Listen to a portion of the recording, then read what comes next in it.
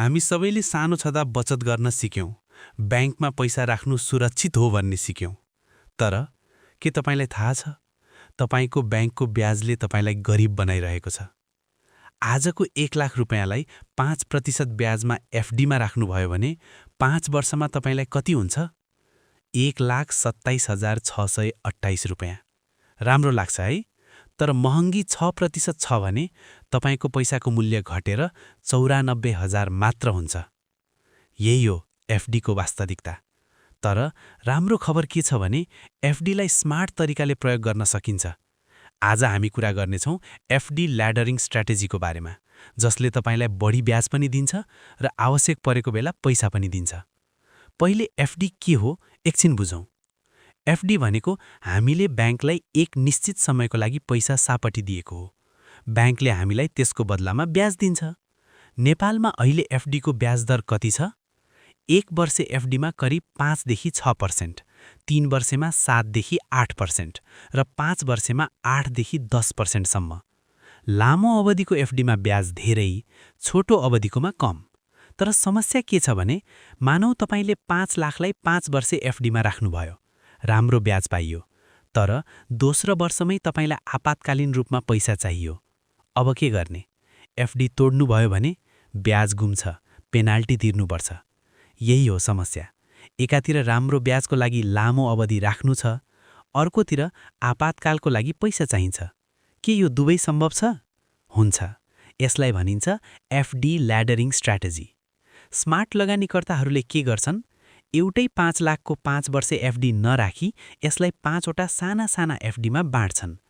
पहिलो एफडी 1 लाख 1 वर्षको लागि, दोस्रो एफडी 1 लाख 2 वर्षको लागि, तेस्रो एफडी 1 लाख 3 वर्षको लागि, चौथो एफडी 1 लाख 4 वर्षको लागि र पाँचौं एफडी 1 लाख 5 वर्षको लागि। अब हेर्नुहोस् के हुन्छ। पहिलो वर्ष सकियो, पहिलो एफडी परिपक्व भयो, तपाईसँग 1 लाख प्लस ब्याज आयो। दोस्रो वर्ष दोस्रो एफडी परिपक्व हुन्छ अनि पहिलो एफडीको पैसा फेरि 5 वर्षको लागि राख्नुहोस्। यसरी हरेक वर्ष तपाईसँग एउटा एफडी परिपक्व हुन्छ। कस्तो भयो? हरेक वर्ष पैसा पाइयो, धेरैजसो पैसा लामो अवधिको एफडीमा बस्यो, आपतकालमा पैसा झिक्न सकियो। उदाहरण हेरौँ। मानौ 5 लाखलाई यसरी राखियो। 1 वर्षेमा 5%, 2 वर्षेमा 6%, 3 वर्षेमा 7%, 4 वर्षेमा 8% र 5 वर्षेमा 9%। औसत ब्याज दर भयो करिब 7%। तर सबै पैसा 1 वर्षेमा राखेको भए 5% मात्र पाइन्थ्यो। फरक के भयो? प्रति वर्ष करिब 10,000 रुपैयाँ बढी। यति सजिलै तरिकाले ब्याज बढाउन सकिन्छ। केही प्रो टिप्सहरू। पहिलो, ज्येष्ठ नागरिक दर। बाबुआमाको लागि एफडी खोल्दै हुनुहुन्छ? धेरै ब्याङ्कले 1-2% बढी ब्याज दिन्छन्। सोध्नुहोस्।